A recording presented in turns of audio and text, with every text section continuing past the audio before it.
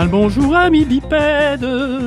En chanson, tiens. Eh bah ouais. Pourquoi donc, mon petit Néo, en chanson? Parce que c'est le printemps. Alors, il y a de ça aussi, tout à fait. Rien. Bon, bienvenue dans cette émission de Chichiway. Oui, j'ai chanté parce qu'on va faire l'émission sur le sound design et la musique. Et oui, enfin, ça fait longtemps. Est-ce qu'on avait fait déjà une émission sur le son pendant la grande phase de l'animation? Alors, on avait fait sur le doublage, mon petit Néo. Mais c'est tout. Mais c'est tout. Voilà. C'est ah tout. ouais? Eh oui. Mais qui c'est? Non de Dieu. Putain, il y a Bibi. Incroyable, le Mais ça retour. fait tellement longtemps qu'on n'a pas fait une émission tous les trois, nom de Dieu. N'est-ce point? Ah, bah ça fait plaisir. On l'avait annoncé à l'émission d'avant et il est là, Ouais, ça y est. c'est vrai. C'est Enfin. beau. Incroyable. Bon. Nous sommes tous réunis, les trois moustiquaires du podcast, pour... tu t'y attendais pas non plus, et moi non plus. Pour accueillir avec nous, on a Slimane et Yann. Bonjour Slimane et Yann. Bonjour. Salut. Ils sont intimidés, ils s'approchent. Ouais. Mais où on est tombé là? Ouais, au début ça fait toujours un choc, mais après. Non, n'ayez faut pas se mettre peur, dans on n'a l'ambiance, mordu personne tant qu'on nous l'a pas demandé gentiment. Eh ben on va attaquer, donc vous êtes tous les deux compositeurs, sound designers, Comment ça on attaque? mais avant ça... Allez, on fait ça très vite. Hop. Ah oui, d'accord, Voilà. tu voulais quand même dire de quoi on allait parler? Bah oui, c'est quand même mieux. Vas-y, Hein, dis de quoi on va parler. C'est n'importe quoi cette émission. Ça n'a aucun sens, mais c'est Plus pas de grave. 5 ans, Ouais. on a pété une durite. C'est ce qui fait que c'est naturel. C'est ça. Mais avant ça, la petite page de pub. Ah, tu l'as fait quand même, du coup, tu présentes pas. C'est vraiment n'importe quoi. Alors, donc, très rapidos, vous savez, pour ceux qui sont déjà, fidèles depuis quelques temps, il y a un Patreon si vous voulez nous soutenir, il y a un Spreadshirt, il y a de moyens de faire des dons, etc. Mais surtout, depuis quelques temps déjà, on intègre les questions de nos Patreons seniors dans les émissions, de nos Patreopipèdes évidemment. Et donc je rappelle, c'est pour $1, $3 ou $5. Vous avez accès aux émissions en avance, au Discord, des goodies pour le plus gros palier, etc. Mais en tout cas, le plus important surtout, c'est de parler du podcast, parce que l'important c'est de partager les choses. Et voilà, ça nous permettra de continuer de faire cette belle aventure. Très bonne idée, Yann, qui est en train de prendre une photo. Vous l'avez sûrement vu dans la communication de l'émission, parce que j'en ai avoir besoin. Chaque fois, on oublie. Et voilà. Donc, si vous voulez nous soutenir, n'hésitez pas. C'est un grand plaisir. Et puis, c'est parti. On attaque avec le sound design et la musique dans le jeu vidéo. Alors, donc, on a deux musiciens. Alors, est-ce que vous êtes musicien? Est-ce que vous vous considérez comme musicien, comme sound designer, comme technicien, comme... Je sais pas. Mais vous êtes qui, Tu bordel? veux commencer à répondre en premier? Allez, Allez, Yann, c'est parti. Alors, moi c'est Yann Cléophas. Oui, je suis compositeur. Et à la base, je suis vraiment compositeur. Et j'ai été amené au sound design par la force des choses, d'un projet à l'autre. Le métier de sound design, je l'ai appris sur le tas. Voilà, au fur et à mesure de mon avancement dans ma carrière, voilà. On a eu besoin de son et j'ai appris le sound design, j'ai appris à mixer vraiment sur le tas, quoi. Mais à la base, je suis musicien. À la base, je viens du live. Vraiment, j'étais guitariste dans pas mal de groupes. J'ai fait beaucoup de tournées et tout ça. Et après, quand on a arrêté le groupe dans lequel j'étais, avec mon frère, on a décidé de se mettre dans la musique entre guillemets à l'image. Donc voilà. Ok. Bah, tu nous raconteras ça un petit peu plus en détail. Et Slimane, alors? Alors moi, je suis... Et tu es, pardon, excuse-moi. Et Yann, du coup, tu es dans une structure, tu es indépendant, Je suis dans ma structure personnelle à moi. D'accord. Je suis indépendant, ouais. Ok, ça marche. Et Slimane? Eh ben, moi, je m'appelle Slimane Delaoui, j'ai 36 ans, voilà, et du coup, je suis, mon appellation officielle, je suis Technical Sound Designer, c'est-à-dire que je fais du sound design dans le jeu vidéo, donc je suis à Ubisoft Montpellier, et je suis sound designer depuis 9 ans, là, j'ai soufflé ma 9e bougie, et en sound design, et à Ubi, donc c'est presque mon anniversaire à quelques jours près. Félicitations. Ce qu'on appelle des ubiversaires. C'est des Ouais, c'est un terme officiel. Ouais. C'est un terme non officiel. avoir ta petite statuette et tout. Non, sérieusement? Ah, c'est pas des conneries. Ah, ouais. génial. Un petit lapin. Je sais pas si c'est tout le temps la même tous les ans, mais moi j'ai vu des lapins dorés sur les bureaux en tout cas. Ah non, c'est à partir de certains nombres d'années. C'est à partir de 10 ans. 20 Ah ouais, ans, ouais, tu vois, c'est- donc voilà, il y a des milestones là-dessus. Il y a des récompenses. C'est un peu comme ils font ça. Ils font ça chez Blizzard, mais ouais, enfin Blizzard ils font pareil, mais eux ils donnent des grosses épées, nous on a des lapins. Ouais. Voilà. C'est tout aussi cool. Et Du coup, bah voilà, je suis sound designer depuis 9 ans. Alors moi j'ai un parcours un peu atypique, c'est-à-dire que avant d'être sound designer, bah, j'étais programmeur. Merde. Donc je faisais du développement Et oh. web. On se calme, c'est bien les programmeurs. Non, dans le sens où le sound design, en fait, je l'ai un peu découvert. C'est-à-dire que j'ai pas fait d'école de son à proprement parler. Je suis autodidacte de formation. Tout au long de mes études, à partir du lycée, je me suis un peu intéressé à la fiction audio. Donc voilà, j'ai grandi avec les 2 minutes du peuple, et oui, Nullbuck, les aventuriers du Survivor, etc. Reflet d'acide, voilà, tout ce genre de petites fictions audio que certains reconnaîtront sans doute. Et ça m'a donné envie de m'y mettre. Et donc, du coup, j'avais créé ma propre fiction audio quand j'étais au lycée. C'était en 2006 à peu près. Et c'est par la force des choses que j'ai appris plein de choses qui me plaisaient, notamment créer des ambiances, des bruitages. J'étais passionné de doublage aussi, donc je faisais mes propres personnages. Je les doublais moi-même. Voilà, je faisais un peu comme un montage de film en fait, sauf que tout était en audio. C'est-à-dire que je plaçais mes personnages dans un environnement stéréo, fallait les faire vivre, les faire se déplacer, les faire communiquer, mettre de la musique, etc. Donc j'ai un peu appris sur le tas. Je suis un peu de l'école internet. Les techniques du son, je les ai apprises. C'est la bonne école, ça. Ouais, ouais. Tu galères, mais quand tu comprends comment fonctionnent Ouais. certains plugins, t'es super content. Donc voilà. Mais à côté de ça, forcément, c'était le jeu vidéo pour moi, c'était une porte inaccessible. Donc y a forcément les parents qui te rassurent sur la sécurité de l'emploi. Ils te disent fais plutôt des études qui te font avoir un travail sûr. Et à cheveux Plus, sur la langue. Voilà. En plus, le jeu Ah, vidéo, c'est violent. À mon fils, c'est pas possible. Donc j'ai fait des études de programmation web. J'ai bossé 2 ans dans une entreprise où j'ai fait du développement web et ça, là où j'ai un peu eu un déclic, c'est que mes meilleurs amis étaient en école de cinéma. Et voilà, j'ai commencé un peu à côtoyer le milieu du court-métrage en faisant des prises de son pour eux, en faisant de la post-production, donc, des le choses live comme aussi, ça. finalement. Enfin, un point commun que vous avez. Ouais, plus de la post-prod que du live. Oui, c'est Ah. vrai que j'ai fait un peu de tournage, effectivement, aussi, ouais. Et c'était sur Ah non, c'était dans le nord-est de la France, c'était à Nancy, en Lorraine. Donc, ouais, c'est dans le Grand Est. Et voilà, et là, j'ai eu un déclic à ce moment-là, et je me suis dit, bah en fait, je prenais beaucoup plus de plaisir pendant mes heures perdues à créer des sons et à faire des montages de courts-métrages plutôt que bosser là où j'étais. C'est juste que je m'y voyais pas, je me projetais pas là-dessus. Donc, j'ai vu une offre pour l'Engmin. J'ai postulé à l'Engmin. Donc c'est une école publique de jeux vidéo où ils forment plein de profils, programmeurs, sound designer, artistes 3D, game designer. Donc j'ai passé un concours, j'ai fait l'Engmin à Angoulême pendant 2 ans. En stage, je suis arrivé à Ubisoft Paris et puis voilà, puis j'ai roulé ma bosse d'abord sur Just Dance, après sur Watch Dogs 2 en DLC, Watch Dogs Légion. Puis après j'ai enchaîné sur BGE 2. Et voilà, il y a 1 an, pas jour pour jour, un peu plus d'1 an, j'ai atterri sur Prince of Persia. Et j'ai. Voilà. Toi aussi. Ça va Moi commencer, aussi. ouais, ça Voilà. va commencer à être. Ça va se voir. Hein. À un moment, ça va se voir. Et à mes heures perdues, oui, quand tu disais est-ce qu'on est compositeur, sound designer, je suis passionné de musique aussi, donc à mes heures perdues, je compose, mais je me considère pas comme un compositeur, mais j'adore la musique. J'adore la musique, que ce soit du classique, soundtrack, rock, metal. Voilà, moi je suis un énorme fan de soundtrack de jeux vidéo, de musique, de films, pardon. Et voilà quoi. Jérémy Soul m'a donné envie de faire de la musique aussi. Du coup, j'ai commencé un peu à composer à mes heures perdues et voilà, je me suis fait un petit SoundCloud et quand l'envie me prend, je compose 2-3 petits trucs quoi. En avant. Voilà. Eh ben on mettra, si ça ne te dérange pas, on mettra ton SoundCloud dans les notes de l'émission. Ouais, ça fait 3 ans que je l'ai pas mis à jour quand même. Ouais, si mais vous bon. voulez. Si je le note. Et du coup, quand est-ce qu'on vous appelle à la rescousse? Parce que le son, nous, on prend ça comme acquis, en tout cas, le grand public prend ça comme acquis. Bon, on écoute un truc, il y a du son, mais il faut bien que les gens travaillent et viennent à un moment donné sur le projet, sauf qu'on commence pas forcément avec le son.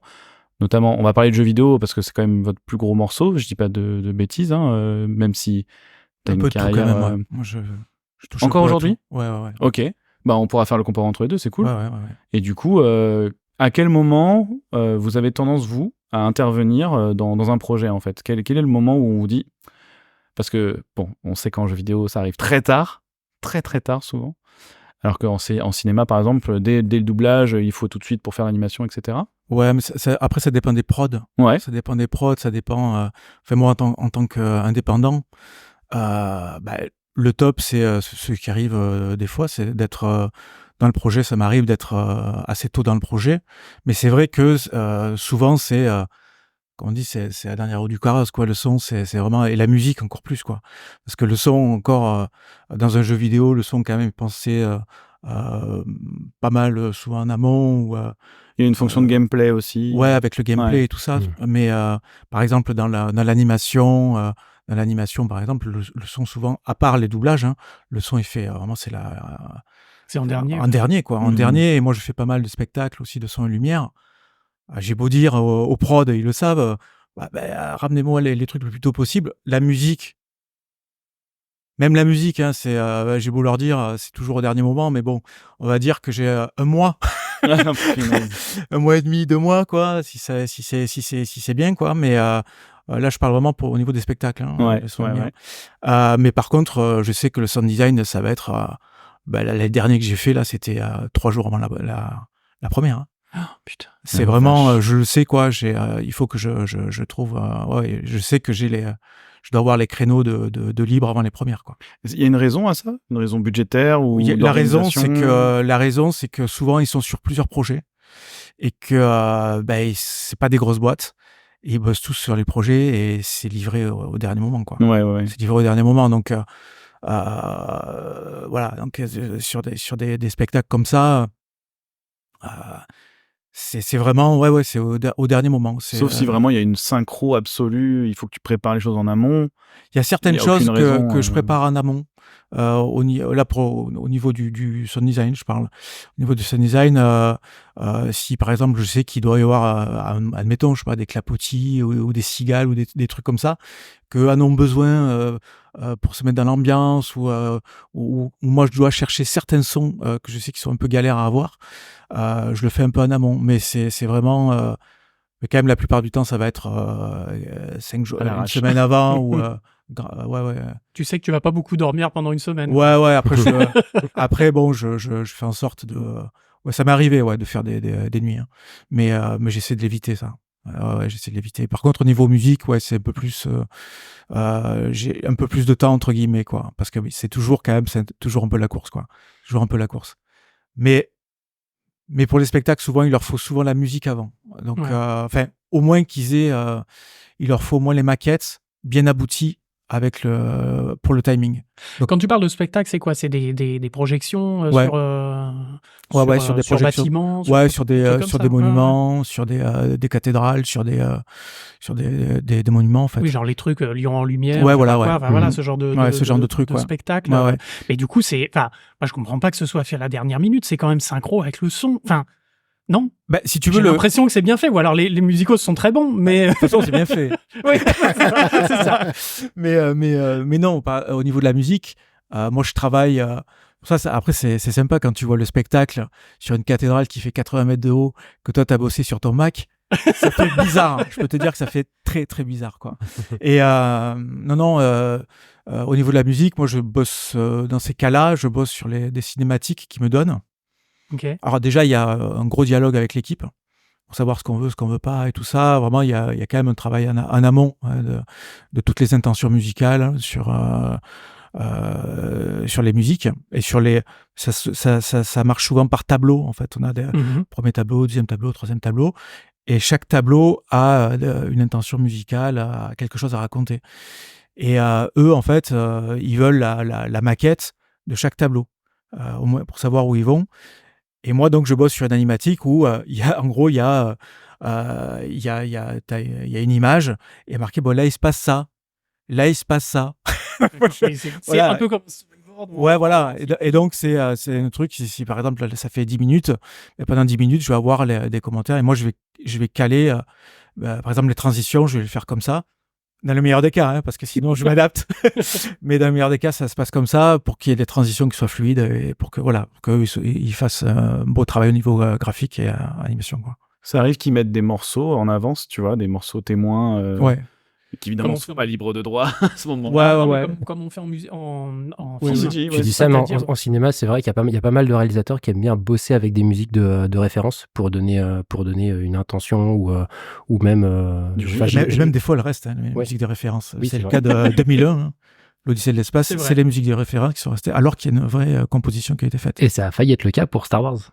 Où initialement, George Lucas voulait du Wagner, si je dis pas de bêtises, ou du Gustav Holst. ouais, Et John Holst. Williams, c'est pour ça qu'il a beaucoup de musiques de Star Wars et sont inspirées de Gustav Holst, parce qu'il y avait un petit peu les moodboards de George Lucas qui disaient à ce moment-là je veux Mars ou je veux Ouais, parce que lui, Ça sent. lui, Ça se ressemble beaucoup. oui, ça se On fait le ressemble. chemin inverse souvent. Et en plus, à l'époque, on se remet à l'époque de Star Wars, du premier, en fait, qui est en fait le 4e. Celui de 70. Voilà, 77. C'est le 77. Et ouais, en fait, George Lucas voulait revenir à du symphonique parce qu'à l'époque, on était à l'époque c'était que du synthé. Hein. Quand tout ce qui était SF, quand on écoute ce qu'il y avait à l'époque, c'était du synthé. Et lui, il est revenu, donc il a remis en fait le symphonique dans L'orchestral. l'orchestral. Ouais. Enfin, voilà quoi. Mais ça- Et du coup, dans le jeu vidéo, alors, Ouais. comment ça... Alors, dans le jeu vidéo, moi, s'il y a une expérience que je peux retenir du sound designer dans le jeu vidéo, c'est que on apprend à être, entre guillemets, à être parano. C'est-à-dire qu'on apprend à avoir l'œil et l'oreille un peu partout. On peut très bien, dans le meilleur des mondes, dans le jeu vidéo, commencer le plus tôt possible. Et on cherche en audio à être le plus tôt possible dans la production, au moins pour comprendre les intentions, la direction artistique. Ça permet de nous orienter sur quel type de son on va enregistrer, si on préfère partir sur des sons qu'on va enregistrer avec des micros, ou alors quelque chose qu'on va créer plutôt numériquement avec des synthétiseurs. Si on a suffisamment dans notre besace des banques de sons pour répondre à ça, ou s'il faut qu'on recrée tout de A à Z. Donc c'est les problématiques qu'on se pose le plus tôt possible, et au plus tôt on est dans le process de création, dans les décisions créatives du jeu, au mieux on comprend quelle va être la taille des contenus, du contenu son qu'on va produire. Parce que tout dans un jeu doit être sonorisé. Oui.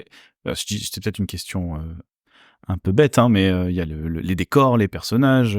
Tu rajoutes par-dessus la musique en plus. La UI. Les interfaces, Mais ouais, oui, les même ça. interfaces. Ouais, rien que les ça. objets, les personnages, les voix. Il y a plein de... Les coins-coins, Tout. les bzz. Et il faut que tout ça fasse pas bordel. Exactement. Ouais, et forcément. c'est ça le truc, c'est que tu disais que par exemple, tu vois, on prend un exemple tout bête, mais un personnage. En général, la base du jeu vidéo, quand on commence à créer un jeu vidéo, les premiers prototypes, c'est ce qu'on appelle les 3 C. Défini par caractère, contrôle et caméra. C'est-à-dire tout ce qui permet de définir manette en main comment va réagir le personnage qu'on contrôle. Et rien que ça, nous, ça nous permet on a plein de problématiques là-dessus. Donc, est-ce que c'est en 2D? Est-ce que c'est en 3D? Est-ce que c'est en vue isométrique? Donc, toutes ces questions-là, ça permet de nous dire comment on place la caméra, comment on place le micro, donc comment on entend, qu'est-ce qu'on entend dans le champ de vision de la caméra, quelle est la... Oui, parce que c'est forcément un point de vue, donc l'audio va devoir réagir par rapport à ce point de vue. Déjà, pour commencer. Tu veux dire que le son n'est pas le même quand on fait un jeu en 2D que quand on fait un jeu en 3D? Je te donne 2 exemples. Quel exemple je pourrais te donner? On va prendre Mario. Voilà, tout bête. Voilà. Mario, qu'est-ce qui se passe? La caméra, Mario, généralement, il est, si je dis pas de bêtises, au centre de la caméra. Donc, en général, le personnage se déplace, il est souvent au centre. Et voilà, donc ça veut dire que ce qu'on appelle le listener, donc le micro qui va capter tous les sons dans l'espace stéréo, va être basé par rapport à là où la caméra est orientée. Donc, si Mario est au centre de la caméra et qu'il y a un Goombas à droite, on va l'entendre un peu plus à droite. Et en revanche, à gauche, on va l'entendre un peu plus à gauche. Okay. Mais on prend aussi en compte le fait que plus le Goomba va s'éloigner, se rapprocher du bord de la caméra, et plus on va entendre précisément que ça va être à droite ou à gauche. Tu vois ce que je veux dire ? Ça va, parce que c'est du 2D. Prends par exemple Diablo maintenant. Diablo, la caméra est... ou League of Legends, par exemple. La caméra est isométrique. Donc, encore une fois, on regarde, on est là où se positionne la caméra, mais ça ne veut pas forcément dire que notre personnage va rester au centre de la caméra. La caméra peut se déplacer.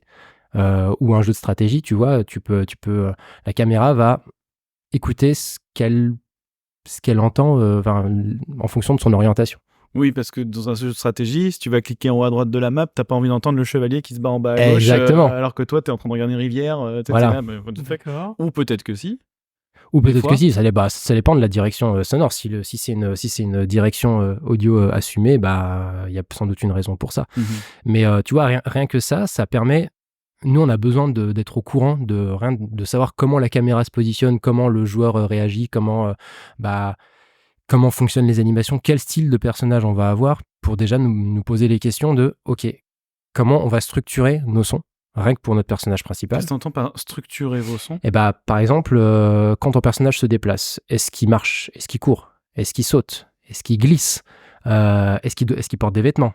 Est-ce qu'il porte plusieurs types de vêtements ? Est-ce qu'il peut customiser ses vêtements ? Est-ce qu'il peut voler ? Est-ce qu'il peut chuter ? C'est le listing du cahier des charges pour le jeu au final. C'est exactement ça. C'est la liste de tous les comportements. En fait, on commence en général en audio à lister d'abord tous les comportements et on essaye forcément d'agir le plus tôt possible pour qu'on puisse organiser notre session de travail. Quand je dis notre session de travail, c'est tout aussi bien nos sessions, ce qu'on appelle j'ai que les versions anglaises, Digital Audio Workstation, donc en gros Reaper, Pro Tools, en gros les logiciels de montage son. Donc ça permet d'organiser nos sessions pour dire ok, dans ce jeu on va devoir faire notre personnage principal, on a des ennemis, on a des environnements, on a des interfaces. Ok, donc on a déjà toutes ces sessions là à préparer, mais aussi dans notre moteur de son. Notre moteur de son, c'est ce qui va nous permettre de gérer les comportements et aussi d'éviter l'effet bordel que tu disais, Yann, dans le sens où le moteur son, c'est là où on met tous nos sons du jeu. Par exemple, une ambiance. Tu es dans une ville. Voilà, que ce soit en 2D, en 3D, ton personnage est dans une ville. Dans une ville, il y a une ambiance d'activité, une ville médiévale, super. Ça, on peut faire une boucle avec une ambiance, avec des bruitages, des personnages qui parlent, des calèches, voilà. On peut faire ça ou de manière linéaire, c'est-à-dire on embarque tout dans une seule piste son stéréo et on la boucle et c'est super. Ou alors, on découpe ça, parce qu'en fait, peut-être que tu es dans une ruelle où il y a personne. Donc peut-être si t'entends un gros bordel. Et si t'entends un gros bordel, déjà t'as les problèmes de cohérence. Donc déjà, tu te poses ces questions-là. Ton moteur son va te permettre de structurer et de découper les comportements de tes sons. Donc, tu prioriser, peux avoir, en fait. Prioriser, mais aussi surtout structurer, dans le sens où si on part d'un truc tout bête, tu prends une ruelle, on s'en fout qu'il y ait des personnages ou pas, une ruelle d'une petite ville médiévale, il fait jour. 3 heures de jeu plus tard, il fait nuit. Comment on fait ? C'est pas la même ambiance. Donc c'est à ça que servira le moteur son, c'est que le moteur de jeu va nous envoyer l'information de il fait jour, il fait nuit. Le moteur son récupère ces infos-là. Et on peut, c'est des outils très poussés, que ce soit qu'on appelle Wise ou Fmod, c'est des logiciels qui sont inclus partout dans l'industrie. Et on peut définir des comportements pour pouvoir faire en sorte que l'ambiance, elle transitionne tout doucement de jour vers crépuscule, de crépuscule vers nuit, de manière fluide, quoi. Donc voilà, il y a plein de comportements comme ça qu'on peut mettre en place. Un autre exemple tout bête, ton personnage, il marche. Ton personnage, il marche, il a des chaussures. On va pas dire qu'il customise, il a des chaussures, il marche sur de la terre. Plus tard, il risque de marcher sur de l'herbe. Nous, on sait qu'on va avoir ces différents, ce qu'on appelle les matériaux, herbe, terre. Donc, il faut qu'on prépare des sons de bruit de pas, de bottes en fonction du matériau. Mais il faut qu'on dise aussi aux programmeurs qui s'occupent de coder les comportements, de dire nous on a besoin des matériaux, on a besoin d'envoyer au moteur son les différents matériaux sur lesquels le joueur va se positionner pour qu'on puisse pour que le moteur son puisse savoir, ok, maintenant je joue tel type de son. Ça, et puis peut-être aussi, genre, le type d'armure, si elle est plus ou moins lourde. Voilà, ce genre de choses, c'est ça. pour avoir plus ou moins de bruit, de variation. Par exemple, dans les jeux de shoot, tu as aussi, par exemple, le feedback le plus connu en ce moment, c'est quand tu as une mitraillette, une AK-47, un truc comme ça, genre CS, où tu balances ta rafale, et plus ton chargeur se vide, et plus tu entends des cliquetis, pour que le joueur comprenne que le chargeur se vide, au bout d'un moment, il n'y a plus de balles. Ah putain, j'avais jamais fait ça. Ça, c'est des informations que c'est des petits clics qu'on peut mettre de plus en plus fort, et l'information de à quel volume on le met, c'est le jeu qui envoie cette info-là au moteur. C'est en fonction du nombre de balles qui restent dans le...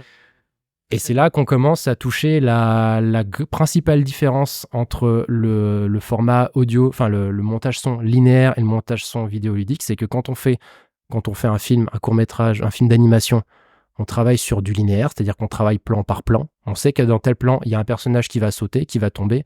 On n'a pas besoin de se poser la question de... à quel moment? Ouais, et puis tu me corriges, Léo, mais peut-être que ça m'étonnerait que d'une semaine à l'autre, ils disent, ou d'un mois à l'autre, ils disent, bon, finalement, le personnage, il tombera plus dans de l'eau, mais il tombera dans de la gadoue, quoi. C'est... T'es trop drivé par la narration, quand même. Voilà. Normalement. C'est quand ça. les choses sont bien faites. Donc après, voilà. Donc, on connaît. Voilà. Non, mais c'est vrai qu'en général, surtout que, en plus, je pense que quand ça vous arrive dans les mains, déjà, que ce soit du live, les choses sont déjà tournées. Donc, tu vas pas aller retourner une scène, tu peux pas avoir ce genre de surprise normalement. Même si tu peux avoir des surprises au montage.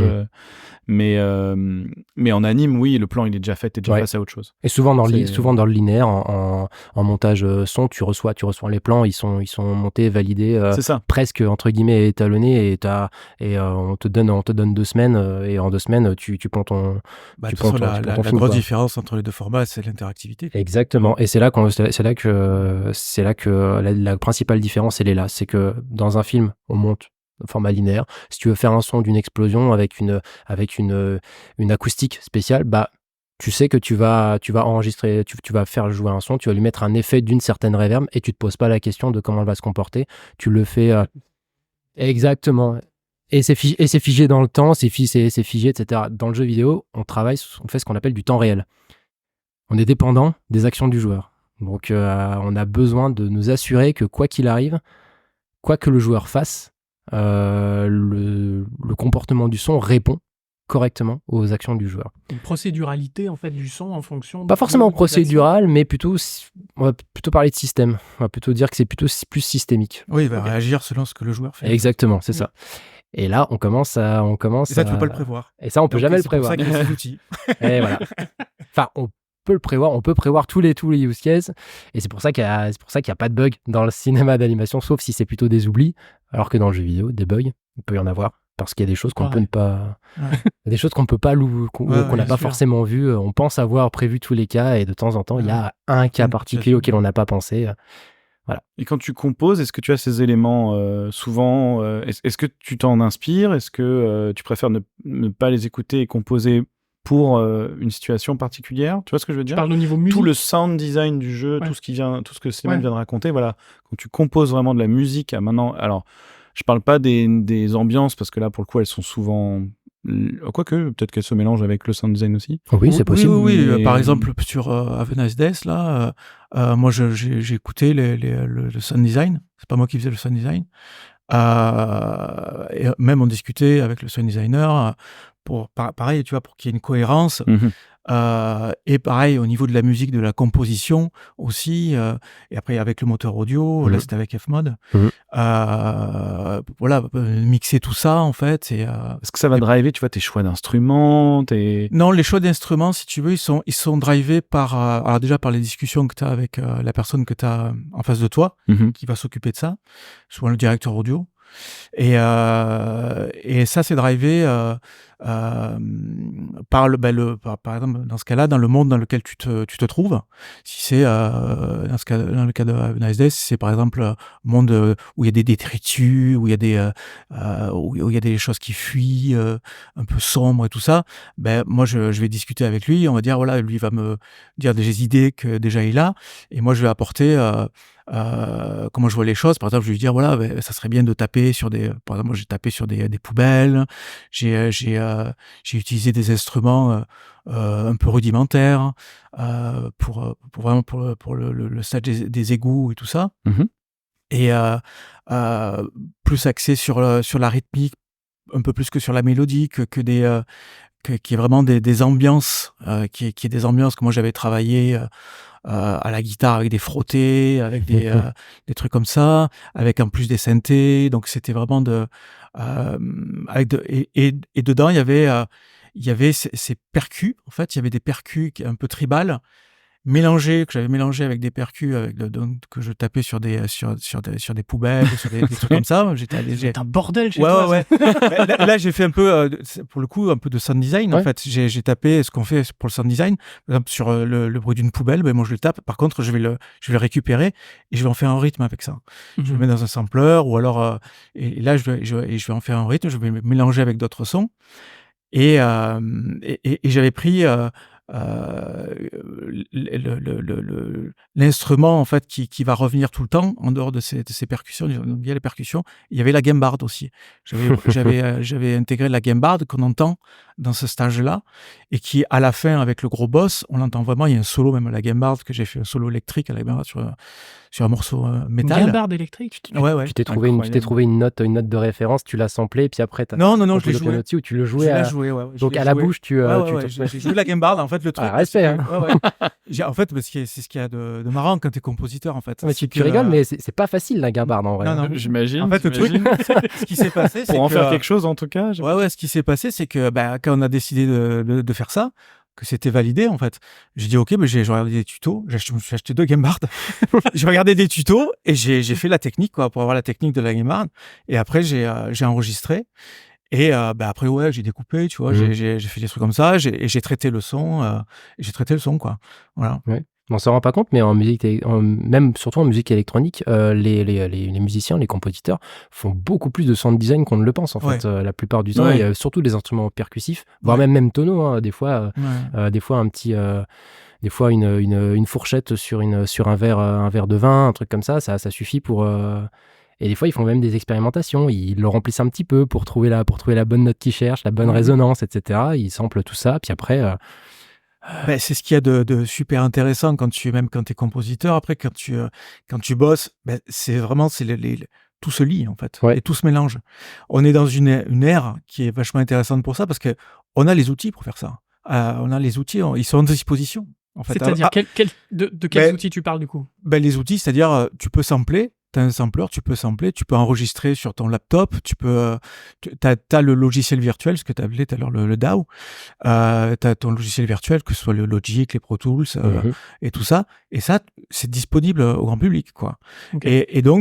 Et c'est des logiciels qui sont très très puissants. C'est des logiciels que toi tu peux acheter pour toi mais qui sont aussi utilisés dans les studios. Après les matos c'est pas les mêmes bien sûr. Hein. C'est pas les mêmes micros, c'est pas les mêmes amplis et tout ça. Il y a une qualité derrière. Mais le process va être le même par contre. C'est-à-dire que tu vas pouvoir moi, par exemple, dès que je peux enregistrer un son pour faire des tests, je vais enregistrer un son, je vais sampler, je vais m'amuser, ça donne un truc, c'est cool, ça donne pas, je passe à autre chose, quoi. Donc voilà. Et moi, vu que je suis guitariste, j'aime mieux faire des expérimentations avec la guitare, et parce que voilà, c'est mon instrument, on va dire, de prédilection, ou avec de la basse. Et vraiment de faire avec un archet, de faire avec une fourchette, ouais, avec une télécommande pour qu'il y ait au niveau électrique qu'il se passe des choses.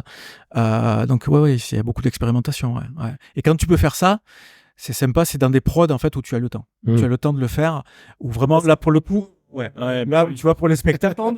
Ça, c'est les prods où t'as le luxe, où t'arrives sur le projet, t'as les concept art, t'as l'intention, t'as la thématique du jeu, tu dis, ah, ok.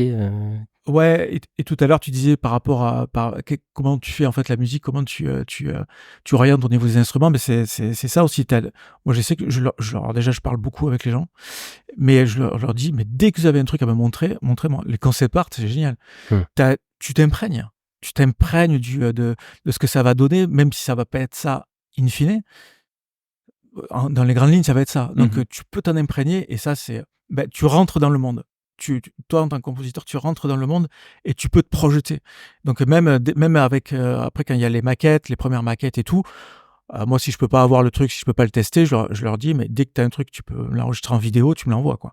Est-ce Donc, que pardon, vas-y, oui, fini. Donc voilà. Et donc- Et puis c'est tout. Parce que tu parlais du directeur audio tout à l'heure, du coup, avant lui, j'imagine que tu vois déjà même le directeur artistique, parce que tu Ça parles dépend. d'univers et tout ça. Donc, Ouais. Oui, ça dépend. Sur certaines Ouais. voix, tu vois. Oui, mais moi, j'aime bien avoir un interlocuteur. Pour Ouais. pas qu'il y ait plusieurs personnes. De toute façon, c'est comme ça que ça se passe la plupart des cas. Hein. Toi T'as aussi, une Slimane, personne qui va être responsable et c'est avec lui que tu vas parler pour pas qu'il y ait 10 personnes qui vont donner leur avis. Ça, il se démerde. Ouais. Tu vois, c'est le directeur audio qui va se débrouiller de son côté. D'accord. Non, toi, tu as son retour à lui, en fait, par rapport à ce que toi, tu lui as proposé. Mais toi, t'es indépendant, mais du coup, Ouais. Slimane, toi, tu es plus dans une entreprise, ça change rien. Enfin, c'est quand même comme ça. Souvent, c'est quand même très dans une grosse structure. C'est plus procéduré entre guillemets dans le sens où tu as un responsable par corps de métier. Donc tu as, comme tu dis, un directeur créatif qui est responsable de la totalité de qu'est-ce que c'est le jeu. Avec lui, il a un directeur, ce qu'on appelle un directeur de jeu, un game director, un directeur audio, puis après des directeurs techniques pour comprendre comment, pour qu'ils soient responsables de comment le jeu va fonctionner, Hiérarchie. etc. Il y a une sacrée hiérarchie. Et souvent, effectivement, le directeur audio, c'est un peu le porte-parole de quelle va être la direction audio, un peu musicale, mais j'aurais tendance à dire que autant le directeur audio est responsable vraiment à 100% de la direction sonore du jeu, il est peut-être pas à 100% responsable de la direction musicale. J'aurais tendance à partager un peu le gâteau entre le directeur audio, le directeur créatif et le game director. Pour moi, c'est vraiment le trio important parce que pour moi, c'est que mon avis personnel, hein, mais la musique doit servir, dans un jeu vidéo, la musique est là pour servir le jeu. Après, ça dépend du style de jeu, de ce qu'on fait, etc. C'est pour ça que je voulais rebondir tout à l'heure sur. Tu parlais de c'est quoi le process d'intégrer de la musique dans un jeu vidéo. En fait, il y a plusieurs écoles. Il y a l'école de le compositeur est libre de faire sa musique de manière linéaire, il raconte ce qu'il veut raconter dans sa musique, on la met avec des comportements très simples. Donc, je sais pas, on est dans une ville, la musique tourne en boucle pendant 3 minutes. Ça peut tout aussi bien. Mais voilà, c'est assez, entre guillemets, assez libre. T'as le jeu vidéo qui veut que la musique soit au cœur du gameplay. Je te donne un exemple. Just Dance. Par exemple, Just Dance, c'est un exemple où la musique est au cœur du gameplay parce qu'il donne l'information de rythme, effectivement. Ou Hi-Fi Rush, tu vois. Ah oui, Hi-Fi Rush, oui. Hi-Fi Rush, où la musique, même si elle a une certaine linéarité, elle renvoie une information de tempo, c'est elle qui drive le jeu. Et je te donne un troisième exemple qui est plus complexe. Je précise pour Hi-Fi Rush, pour ceux qui connaissent pas ce jeu, c'est quand il dit ça drive le jeu, c'est à 100%. C'est-à-dire que les animations sont faites à un certain tempo, tout est basé là-dessus, même le gameplay en lui-même est basé là-dessus. Le sound design, les props, l'environnement. Parce que c'est un mec qui se bat avec une guitare. Yann, c'est pour toi. Et tu dois appuyer sur les boutons en rythme pour réussir les combos. Les combats de boss sont des petites entourles-poules, tu vois, pour des petites entourles-poules, ouais. C'est un peu des battles. En fait, c'est vraiment des battles. Les combats de boss, c'est un peu des battles du sens. Il donne une information t'es dans mon arène, je te donne un rythme. Voilà, voici mon flow, etc. C'est un peu l'esprit de Enter the Dungeon aussi. Ouais, oui. Où t'as vraiment c'est la musique et toi tu t'agis selon la musique et tu vas d'une case à l'autre. Crypt of the Necrodancer. Crypt of the Necrodancer, ouais, c'est ça. Effectivement. Ouais. Et où t'as des pièges, tu as un petit contretemps, un coup machin, Donc voilà, c'est juste pour préciser, bien sûr, parce que c'est un peu abstrait comme ça. Et je te donne un troisième exemple qui est assez particulier, c'est où la musique travaille vraiment en harmonie avec le sound design. J'ai un exemple tout bête, c'est Get Even. Je sais pas si ça vous dit quelque chose. Je connais pas, non. Non. C'est un jeu d'horreur, ambiance thriller, un peu horreur. Et la particularité de ce jeu, c'est que le sound design est tonal et synchronisé à la musique. C'est-à-dire que c'est de Rivière. Tonal, c'est-à-dire que le sound design a des notes. C'est-à-dire que par exemple, un néon, il va avoir un bzzz. Tu vois là, quand je fais un bzzz, voilà, ça a une certaine note. En fait, il peut faire juste un bzz, bzz, bzz, bzz, bzz. Voilà. Donc il peut avoir une certaine note, mais cette note-là, elle est en harmonie avec la musique qui est en fond. Et par exemple, quand le néon se met à buzzer, bzz, bzz, bzz, bzz, bzz, bzz, il y a une rythmique en plus. Donc là, on commence à rentrer dans une espèce de serrage de main entre la musique qui donne une espèce d'atmosphère et le sound design qui rajoute un côté diégétique. C'est-à-dire on a l'impression que toute l'ambiance sonore et musicale est en harmonie, quoi. Ouais, Donc, C'est pas ce qu'on appelle la synesthésie? C'est autre chose, ça, encore? Genre dans Rez ou Tetris Effect et tout ça, ces jeux-là où la musique est carrément, tu joues dans un rythme et ça t'emmène dans le rythme du jeu et tu pars dans la zone là, pendant... Ouais, il y a un peu. En vrai, il y a un peu de ça. Ouais, ça, Thumper, ce genre de choses. Ouais. Tu finis par oublier que c'est oui. des sons tellement c'est intégré dans le gameplay, quoi. Ouais. Il y a un un peu flow C'est un peu après, comme dans certaines comédies musicales où on a des claquements de porte, des Exactement. machins, ils tapent sur des bambous. Pardon. J'ai l'exemple parfait pour toi dans le cinéma, c'est Baby Driver. Ah oui, Ah oui, oui, bah oui. J'allais en parler. Ah bah voilà. ça y est. Oh, qu'est-ce que j'aime ce film. Mais oui. Tout le moindre essuie-glace qui s'active, il est synchronisé à la musique. Les coups de feu qui c'est fantastique. Les paroles écrites, taguées sur les murs dans la Exactement. première séquence. Mon Dieu, c'est magnifique. C'est fantastique. Hein, ce film. on peut avoir ce genre de comportement dans le jeu vidéo, quoi. C'est clairement possible. Enfin, il y a des jeux qui ont ce parti pris là, Qui quoi. vont pousser Et jusque c'est ce qui là. est intéressant, c'est ces diverses manières de faire, en Ouais. fait. C'est très intéressant. Il n'y a pas de mauvais choix, en fait. C'est juste une question de Philosophie de quel jeu, message on veut faire on va passer, où, quoi. où on va. Voilà, c'est juste ça, quoi. Et c'est pas 3 jours avant. Et c'est pas. Alors là, non. par pitié, non, c'est pas 3 jours avant. Alors, je Alors, peux te dire écoute, que tu vas bosser, quoi. J'ai eu une idée. Mais oui, non, si. Ah oui, tout à fait. Vas-y.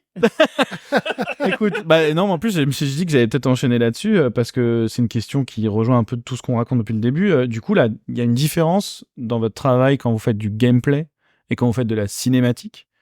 Ou est-ce qu'au final... Déjà, première question. Et deuxième question, quand c'est de la cinématique, est-ce qu'on peut imaginer pour quelqu'un qui travaille dans la CG, est-ce que ce cliché du CG artiste de se dire la cinématique, c'est comme mon travail, c'est pareil. Est-ce que c'est vraiment pareil? Après, au niveau de la création en lui-même, c'est pareil. Fabriquer un son, c'est fabriquer un son. C'est pareil. C'est fabriquer un son, c'est fabriquer un son. C'est pareil.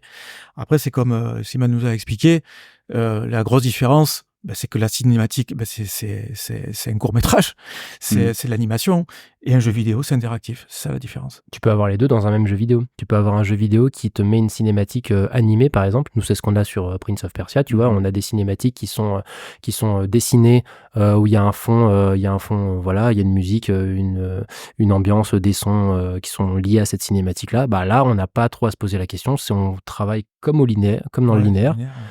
Mais on peut très bien avoir des cinématiques gameplay. Et encore pire que ça, on peut avoir des cinématiques in-game. Je te donne un exemple bête, Cyberpunk. À quel moment il y a des cinématiques dans Cyberpunk? Il n'y en a pas. Il n'y en a pas. Les cinématiques sont intégrées. Donc à quel moment, à quel moment on considère qu'on est dans la cinématique et dans du gameplay, c'est cinématique, dialogue aussi. Ce genre de ouais, choses. exactement, c'est ça. Ouais. Et souvent, ce qui te permet de décider si ta cinématique va être linéaire ou pas. Encore une fois, c'est la caméra. C'est à quel point ta caméra est. Est-ce que je peux poser le pad ou pas là? Voilà. C'est ça.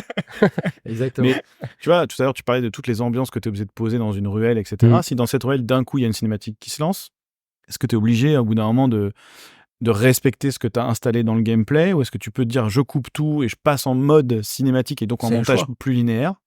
Ça va être le choix Alors, c'est une direction, justement, c'est un choix de directeur audio, de directeur artistique de prendre ces décisions-là. C'est un feeling global du jeu. Ça dépend du rendu, tu vois. Si on prend par exemple les Uncharted ou les Uncharted, c'est un très bon exemple parce que en plein milieu d'un gameplay, tu peux avoir une cinématique qui se lance, la caméra change et on se rend pas compte, on passe en cinématique. Mais ça change pas que la cinématique, c'est une caméra qui est dans le jeu. Les personnages sont dans le jeu, c'est des objets en 3D, etc. Donc, contrairement à un format linéaire, il y a plusieurs solutions. C'est où on admet que c'est une cinématique, et dans ce cas-là,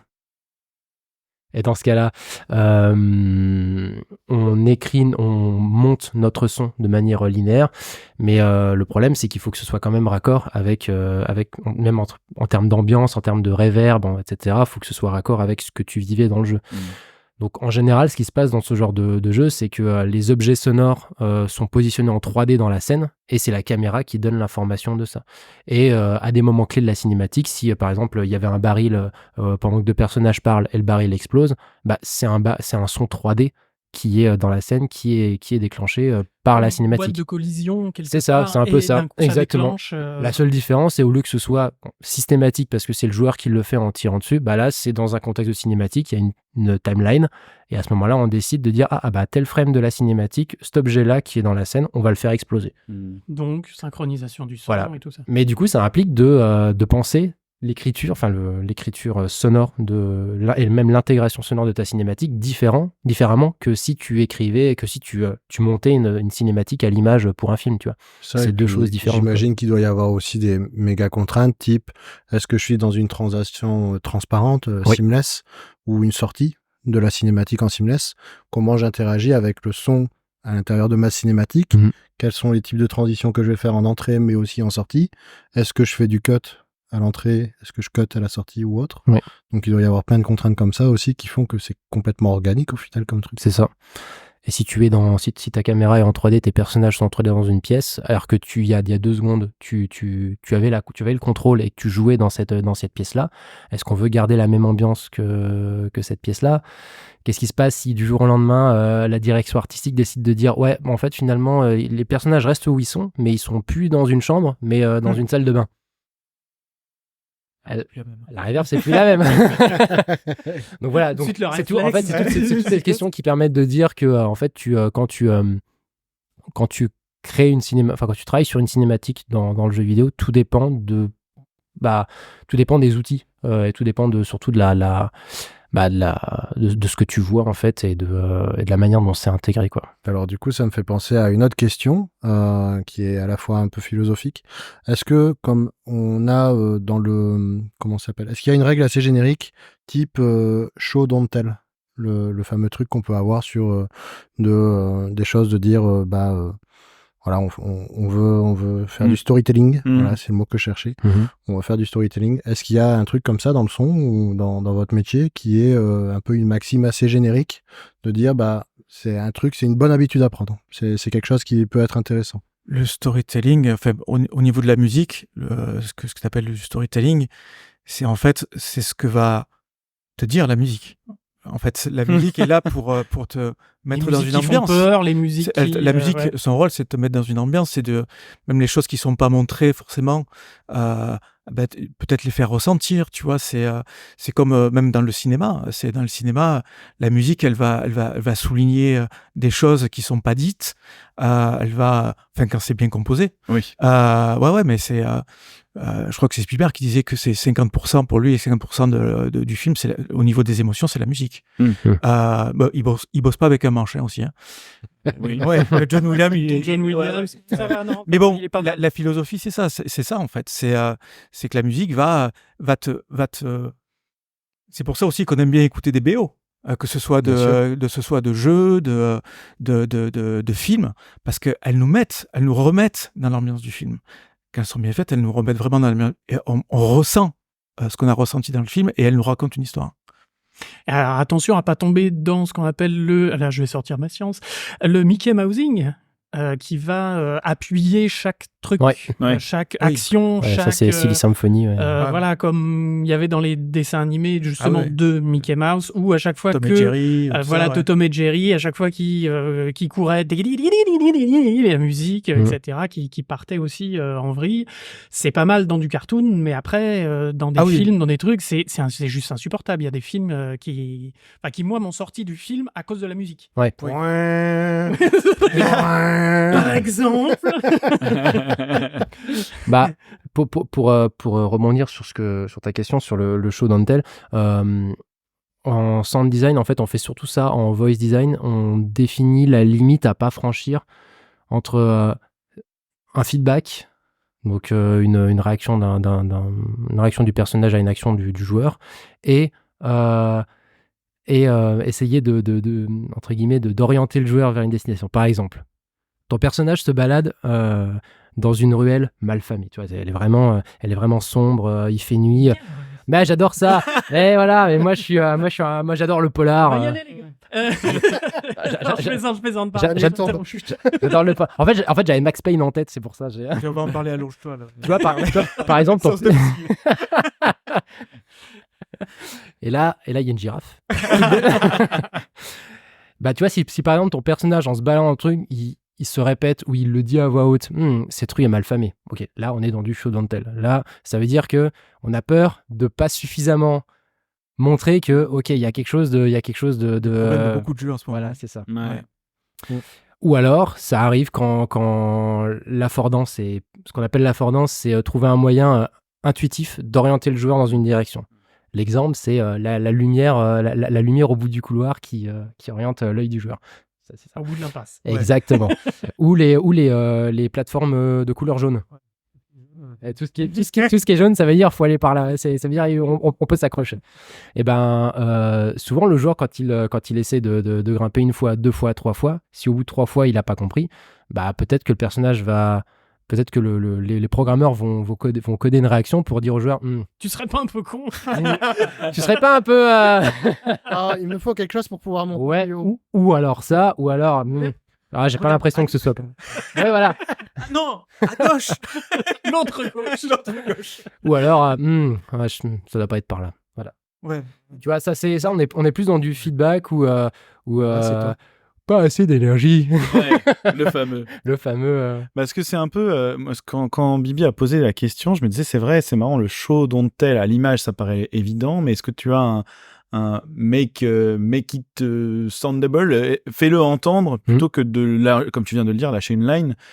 T'as des exemples en sound design ou peut-être en musique, pourquoi pas, ou à un moment donné justement t'as un couloir où le joueur doit pas aller et tu te démerdes pour que le son du couloir fasse flipper sa mère, genre à la Elden Ring, tu vois, où t'as des endroits tu sens que oula. Eh ben moi je peux te donner un exemple. Dans une rue. Alors, ouais.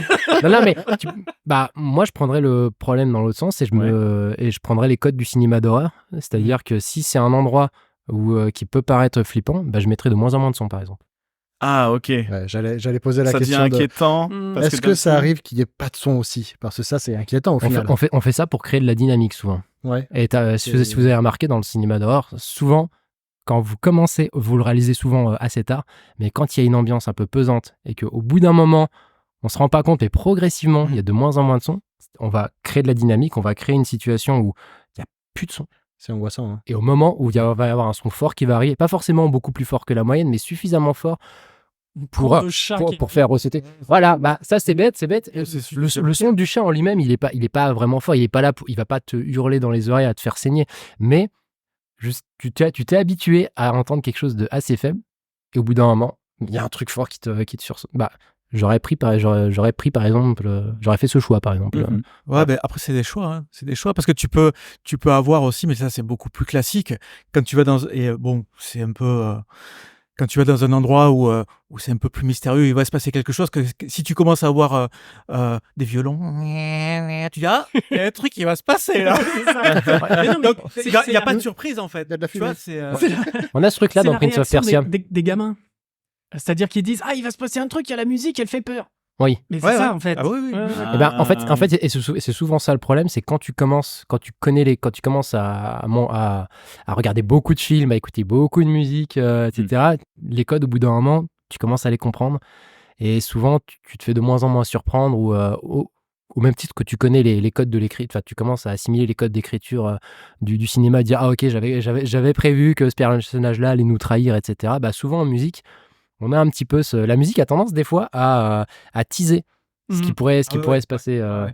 Et des fois c'est volontaire. Hein. Mon exemple favori, c'est Le Seigneur des Anneaux. Dans la communauté de l'anneau, dès l'instant que les hobbits rencontrent Aragorn, il y a un tout petit leitmotiv du thème de la communauté de l'anneau. Sauf que ça, tu l'entends pas complètement. tu commences à les voir se déplacer vers la forêt d'Elrond, mais t'entends des petits mouvements. C'est tout. Très léger. Et au bout d'un moment, ça se complète. Et au moment où la communauté de l'anneau est complètement réformée, là, t'as le thème en entier qui est là. Attends, Ça, c'est un peu du teasing, quoi. Mais ça, c'est une construction, Voilà, qui est vachement intéressante, où pour le coup, tu as le compositeur qui est vraiment là, en amont, là, pour le coup, où il va vraiment, c'est vraiment pensé, tu vois. Il va avoir un thème, on va dire, OK, ce thème, cet exemple-là, on va un peu le disséminer et il va participer à l'histoire, en fait. Et au bout d'un moment, quand ils vont tous se rencontrer, il y aura le thème en entier. Ça, c'est un truc que tu ne perçois pas, en fait, que tu ne perçois pas intellectuellement, en fait, quand tu regardes le film, mais que sensoriellement, tu T'assimiles. Tu assimiles. Ouais. Tu t'en rends pas forcément compte. Et c'est après, quand tu t'y penches vraiment sur le truc, tu dis, ah ouais, c'est pas mal, ça. Les mecs, ils ont fait ça. Ils ont fait ça. C'est ça.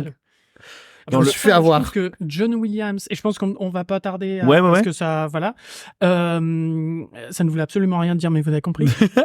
c'est là où moi je trouve que par exemple un gars comme John Williams est hyper balèze, c'est qu'il arrive à faire plein de thèmes dans un même film et en même temps à les imbriquer. Et à les faire, quand il y a deux personnages avec les deux thèmes, hop, il les imbrique tous les deux. Et c'est fondu, mais d'une manière magistrale. Non, mais c'est voilà. Le maître. Et il y a et pareil, comme tu disais, Slimane, l'arrivée des thèmes, les premières notes, ou juste les basses, ou juste les accords, les trucs. Et d'un coup, tu sens que, ouais, effectivement, ça va arriver, tu sens et quand t'entends le thème, tu fais putain, l'enculé, ça fait un quart d'heure qu'il me le balance le truc et je l'ai pas vu venir. Et le plus impressionnant, c'est que John Williams, bien évidemment, mais quasiment tous les compositeurs expérimentés, même sans forcément être au niveau de John Williams, une fois qu'ils ont trouvé le bon thème, le fait de le dispatcher un petit peu où ils veulent, de le remodeler, de le tourner d'une manière un peu plus, je sais pas, dramatique ou triste, etc., c'est la partie la plus simple pour eux, parce que c'est là où ils s'amusent vraiment. C'est la partie la plus fun. Et c'est la partie c'est vraiment la partie fun, parce qu'à un moment donné où tu trouves un thème, et que le personnage va aller dans des situations différentes, dans des lieux différents, tu te régales. Là, tu as ton thème donc, qui est bon, tu sais qu'il est validé, tout ça. Et là, tu vas le changer avec un instrument, tu vas le changer, tu vas le modeler pas de la même manière si le personnage se retrouve. Ce que j'ai fait récemment au désert, dans le désert, j'ai un peu orientalisé et à un moment donné, je me suis rendu compte que le thème prenait une autre tournure. C'était pas prévu, en fait. Et c'est vachement intéressant. Parce que des fois, tu te laisses aussi porter par ça et ça va te mener à un autre thème, mais qui part du thème principal. T'as souvent des accidents comme ça. T'as des accidents, comme ça. Et tu passes 2-3 accords de majeur en mineur ou inversement, puis d'un coup. Ouais, ou alors, le thème qui est en majeur, mineur, ça c'est le truc classique, quoi. Oui. Mais après la construction du thème et la manière dont il va être interprété. Ouais, ça c'est super. Incroyable. Du coup, ça donne plein de petites couleurs différentes, mais tout harmonisé autour de quelque chose. C'est des couleurs que tu vas donner. Ce qui n'est pas forcément évident. Il y a des jeux ou des films où des fois tu l'entends. Tu sais, j'ai souvent entendu des gens dire c'est un peu tout le temps le même truc. Et c'est une science, en fait, d'amener ça. Tu peux faire des variations, mais que tu as l'impression qu'en fait, finalement, c'est pas très différent. Et il y en a d'autres où d'un coup, tu vas même pas te rendre compte que c'est le même morceau fait différemment. Tu vas dire, ce morceau-là, celui-là, oui, mais en fait, c'est le même. Par exemple, t'as le retour vers le futur. Le thème, il est tout le temps là, quoi. Il est tout le temps là, sauf que tu t'en rends pas forcément compte parce que c'est tellement bien composé. Mais il est dans quasiment tous les morceaux. Il est tout le temps. Le réalisateur voulait absolument qu'il soit tout le temps là. Donc, j'adore ce morceau. Il voulait que le thème soit tout le temps là, tout le temps. Alan Silvestri, non, je crois. Alan Silvestri, c'est Silvestri, qui l'a composé. Et parce que là, c'est bien fait, quoi. Mais c'est vrai qu'il y a certains films ou certains jeux vidéo, tout ça, certaines œuvres où le thème, il te sort par les oreilles, quoi. Bah ouais. C'est dans Twilight Princess, il y a ça. Je l'ai découvert après coup. T'as le thème de Zelda qui est dans Twilight Princess, le thème de Midna, qui est la princesse de l'obscurité, donc l'opposé de la lumière, son thème est renversé. Ok. Donc il a pris le thème de Zelda. Il a juste dit en fait je vais juste le mirror par le bas et voilà. Ça, c'est marrant que à t'amuser comme ça. Mais ça, c'est une justification thématique. En plus, forcément. Avant de passer à ton petit moment fin d'émission, Ardisson. Allez, comme ça, j'ai inversé la donne. Toi aussi, t'as fait un miroir. Ouais. J'ai fait, ah bah, putain, mais oui. Oh la vache. Putain, mais Ce qu'on appelle un nudge, je pense. Tu sais, j'ai une question de nos chers patriopipèdes. Oui. Mitch, que les gens vont commencer à connaître, notre Oui. auditeur japonais, enfin au Japon en tout cas, qui demande est-ce qu'il y a dans le jeu vidéo un équivalent du cri de Willem Ah, c'est une bonne question. dans le sound Mais design? déjà, il y a le cri de Willem. Parce qu'il ouais. est intégré dans beaucoup de jeux vidéo. Déjà, il y est. Mais un son de sound design où tu Ah, pour un coup d'épée. ceux qui connaissent Pour pas, ceux qui peut-être. connaissent pas Oui, t'as le raison. cri de Wilhelm, en Ouais. fait, c'est... Voilà. Oh, il est Il est là. Ça y est. Voilà, Willem, c'est ce son.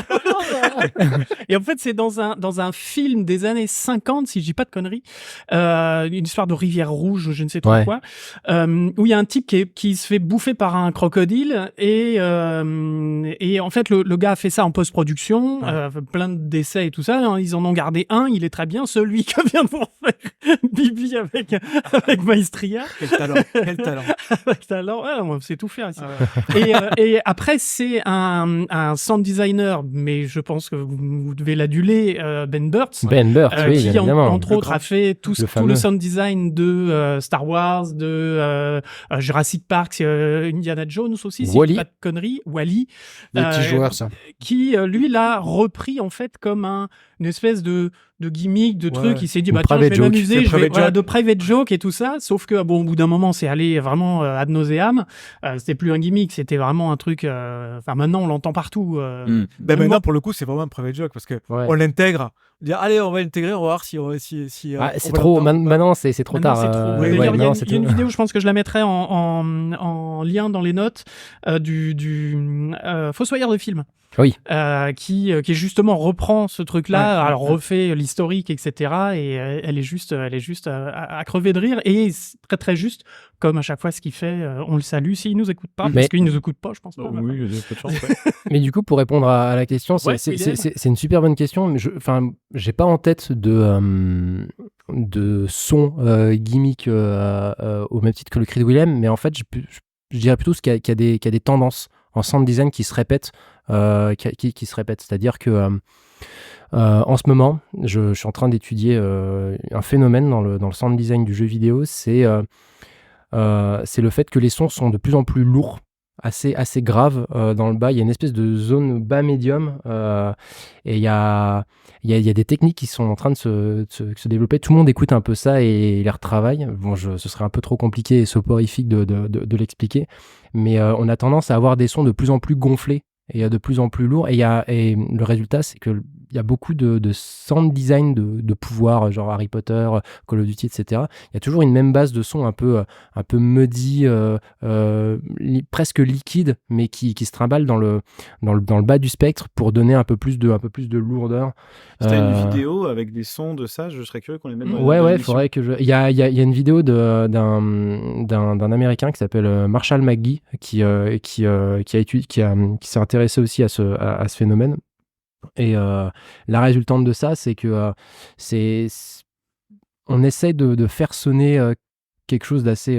Enfin, tout le monde essaie d'intégrer ce concept-là, cette manière de faire du sound design. Et le résultat, c'est pas qu'on a le même son, mais c'est que on a cette sensation que tous les jeux commencent à sonner pareil. Ah. Tous les effets sonores Intéressant. commencent à sonner pareil parce que c'est entre guillemets c'est une mode. C'est voilà, je parlerais plus de mode dans le sound design que de sons iconiques à proprement parler. Il y a des sons tabous qu'on peut plus entendre parler. Je sais que je l'ai même entendu je pense que c'est une joke, mais je pense que dans Cyberpunk je l'ai entendu dans le trailer, dans le trailer où il reveal Keanu Reeves, il y a un son de porte, c'est le son de porte des banques de sons gratuites qu'on entend partout. Ah. Je sais pas, tu l'as en tête aussi, je crois. Ouais.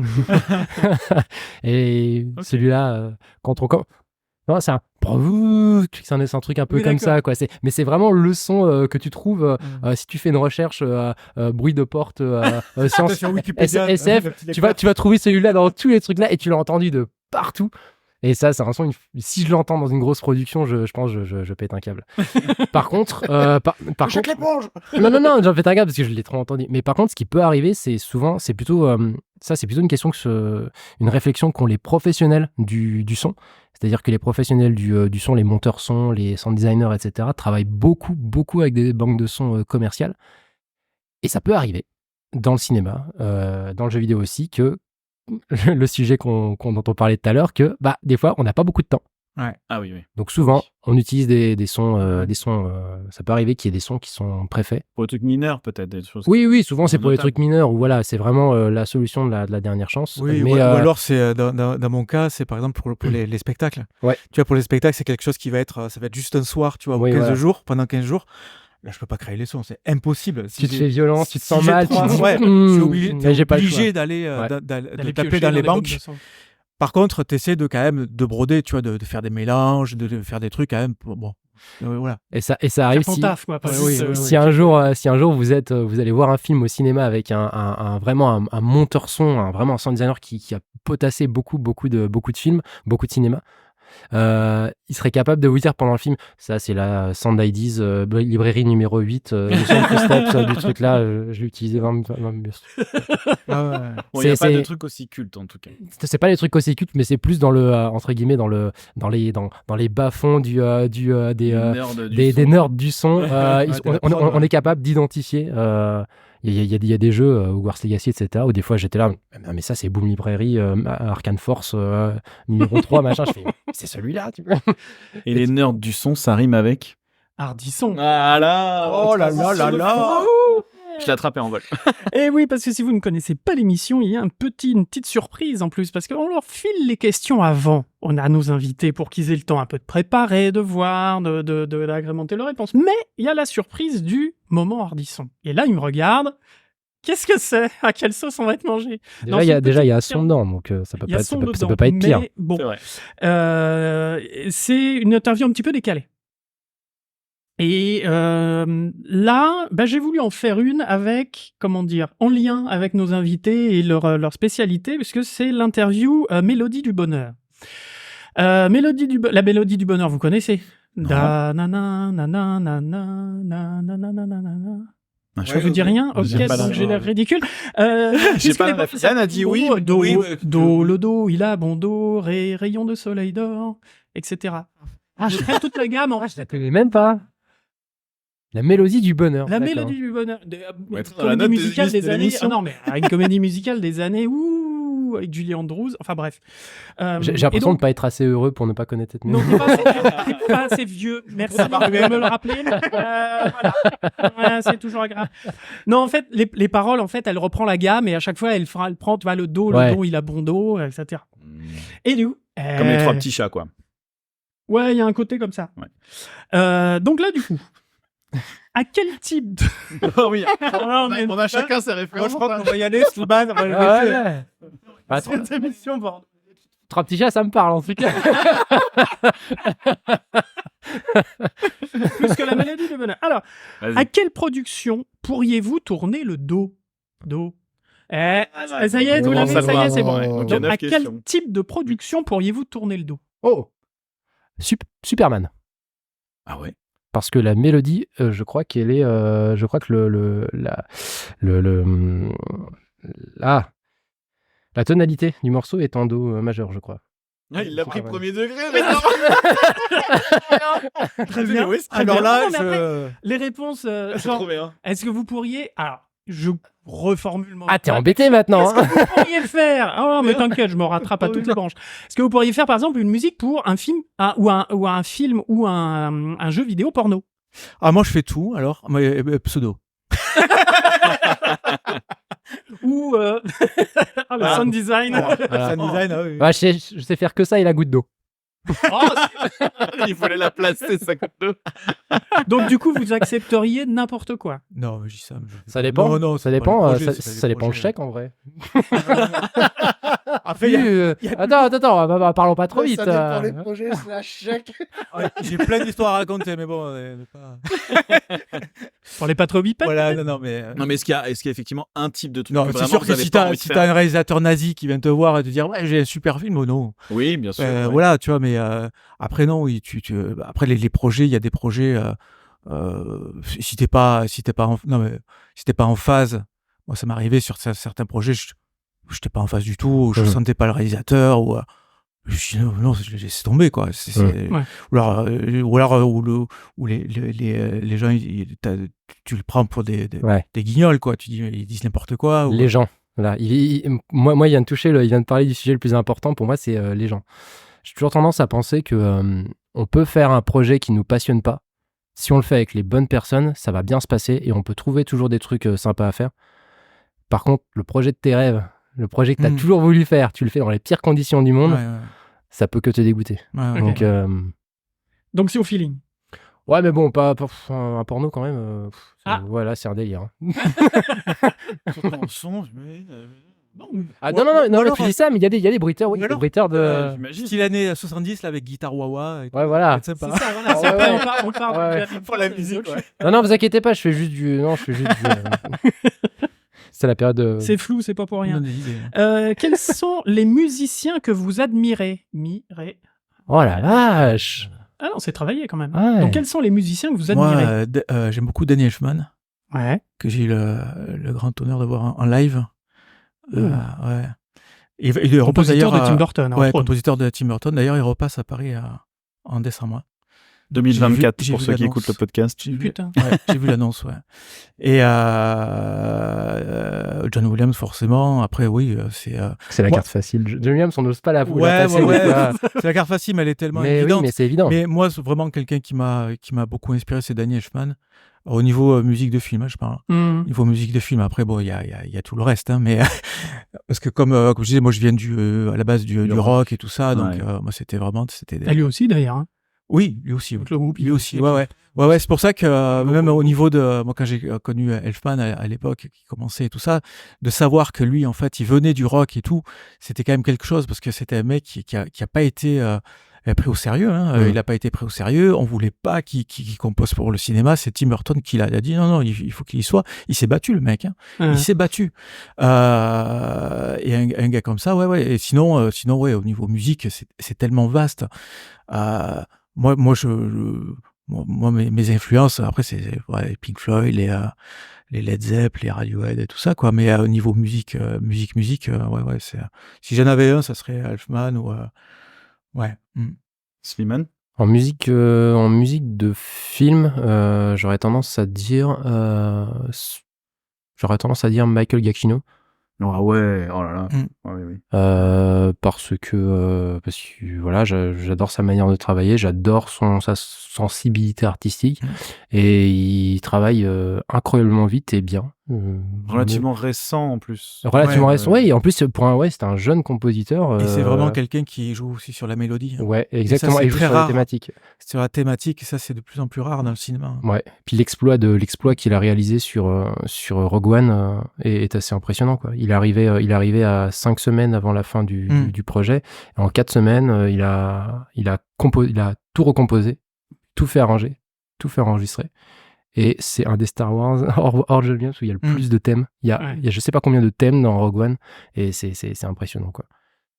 Dans le jeu vidéo, j'aime beaucoup l'approche musique par le gameplay de Olivier de Rivière. Je connais ce nom. Remember Me, A Plague Tale. C'est celui dont tu as parlé aussi tout à l'heure. Oui, exactement. Get Even aussi, il a bossé dessus. Et un autre compositeur, deux autres, j'aurais dit, j'aime beaucoup Bear McCreary.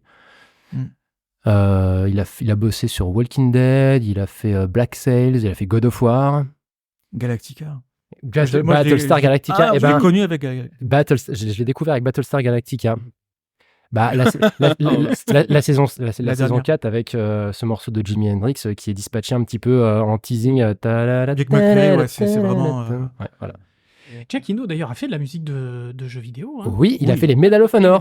Il a commencé dans le jeu vidéo aussi, quoi. Et pour moi, j'étais heureux de découvrir qu'il faisait du Star Wars Parce que pour moi, Giacchino, c'est le fils spirituel de John Williams. Mhm. Quand on écoute les musiques des Medal of Honor, Ah oui.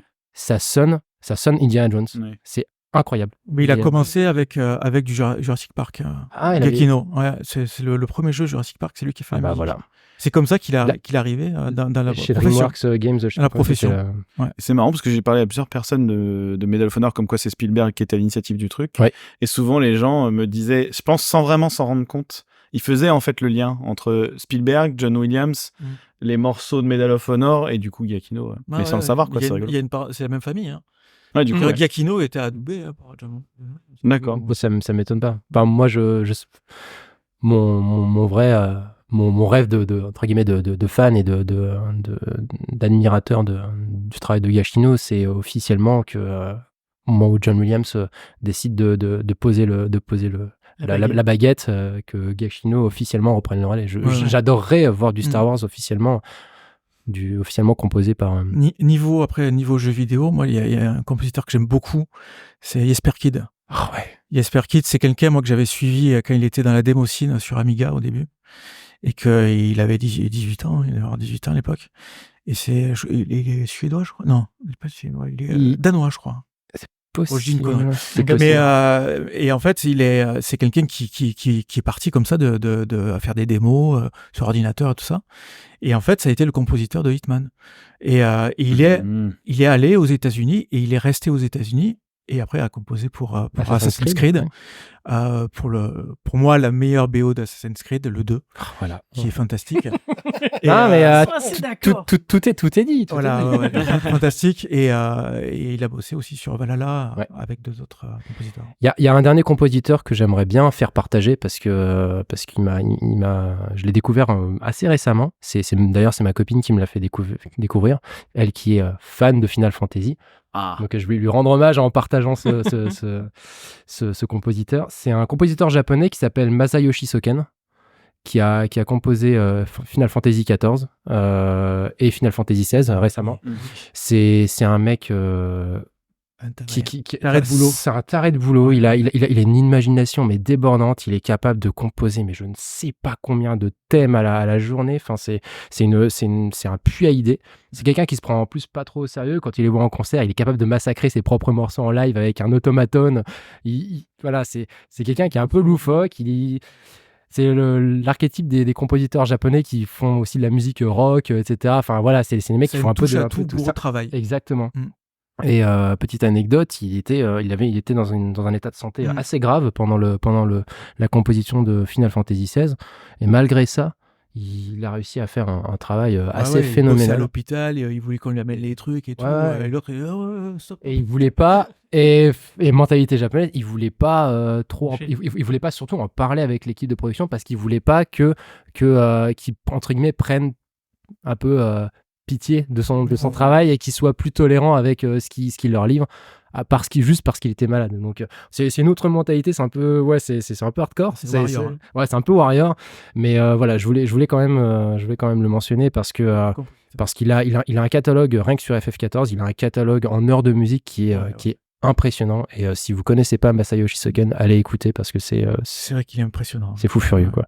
Très bien. Qu'est-ce qui est facile dans votre taf? Il se marre, il regarde mes notes, Néo, il se marre. J'expliquerai ça plus tard aussi, JB, sinon on n'a pas fini l'émission. Qu'est-ce qui est facile dans notre taf? C'est une bonne question. Je crois que le silence en dit. Oh la vache. Franchement.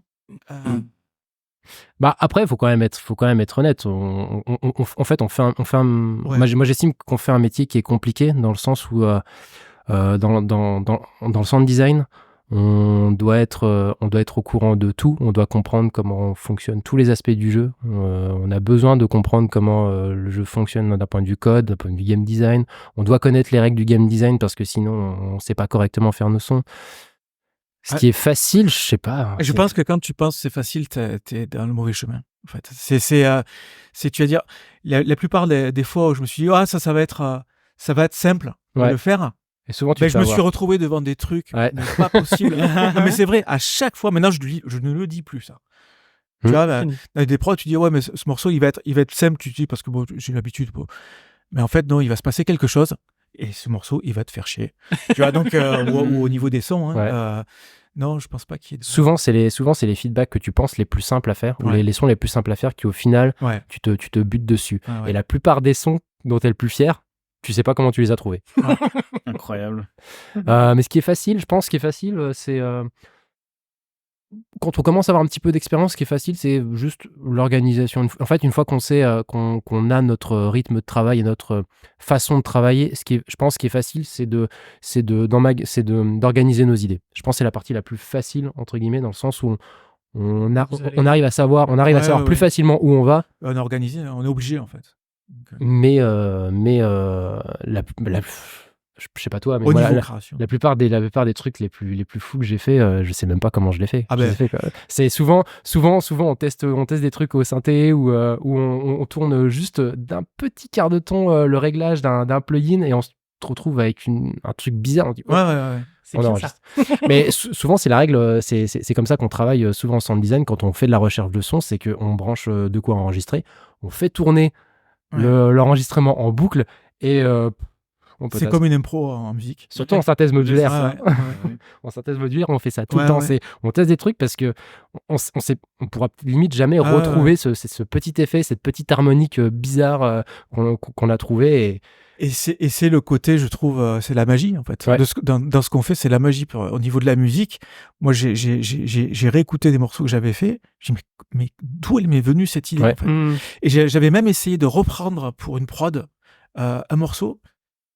Et j'avais vraiment galéré parce que c'est pour ça que maintenant, quand on enregistre surtout des instruments acoustiques comme de la guitare sèche, tout ça, il faut jamais se dire non, ça c'est pour la démo.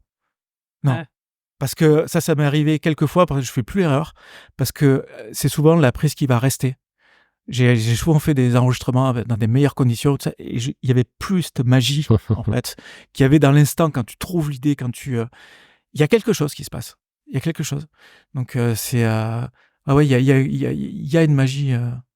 Après, il y a des choses sur lesquelles on est plus à l'aise parce qu'on en a beaucoup bouffé, etc. Donc, l'expérience. Avec l'expérience, on arrive plus facilement à identifier les types de sons, les ambiances, les atmosphères, les directions artistiques sur lesquelles on est le plus à l'aise. Je sais que par exemple, je serais beaucoup plus à l'aise à faire quelque chose de plus heroic fantasy que science-fiction parce que j'ai plus la culture du son enregistré que du synthétiseur. Voilà, j'ai plutôt la culture à la Ben Burt où je trouve un son bizarre, je prends un micro, je vais l'enregistrer et je le retourne dans tous les sens. J'aime bien manipuler des sons bruts, mais après, voilà, c'est en tant que sound designer, on a toujours tendance même en tant que musicien, on a toujours tendance à pas rester dans sa zone de confort. Mais je pense que la partie la plus facile, c'est juste se lâcher en fait. Pourtant c'est pas évident pour tout le monde. En vrai, on en garde pour l'émission d'après, comme ça on peut quand même faire un petit CGB parce que là il reste à peine une demi-heure. On va jamais pouvoir. Ouais. Eh ben pas de souci. Dernière petite chose, qu'est-ce que vous recommanderiez à nos auditeurs? Livres, musique, podcast. CGY déjà. Oui, CGY, bien évidemment. Je déconne. Ok, très bien. Non. Je réfléchis. Souvent une question qui prend un peu au dépourvu. Oui, on aurait dû. Plutôt, Justement, faut que ce soit instinctif là, un truc qui vous passionne, qui. Tu sais qu'on n'a pas fait assez de son là, pendant cette émission. On aurait dû faire des. Le kazoo à Bibi. C'est incroyable. Ah oui. Ah, j'ai le film Tar sur une compositrice. Et qui est sorti l'an dernier et qui a raflé un paquet de prix. D'accord. Comment tu écris Tar? T-A-R. Ok. J'aurais dû pas poser la question. Et c'est l'histoire d'une compositrice qui est c'est une histoire inventée mais qui est inspirée de faits réels. Alors déjà c'est une femme qui est chef d'orchestre, qui est compositrice, déjà c'est rare, et c'est une femme en fait qui a tout fait quoi, qui a fait des grands films, et là quand on arrive dans le film, on arrive au summum de sa carrière, et on arrive à un moment donné où il va se passer des choses, et on va suivre cette femme dans un film qui est exceptionnel. D'accord. Exceptionnel. Tar. Okay. Tar. On le Très mettra dans les notes de l'émission. Slimane, est-ce que tu as une inspiration Même si elle est bateau, hein, tu peux Non, ouais, sortir la plus... les bateaux, non, une inspiration. Mais j'aurais- un truc sur la technique du sound design, peut-être Pas un forcément, bouquin je ou pense. quoi Un bouquin Ouais. sur le son, c'est pas évident.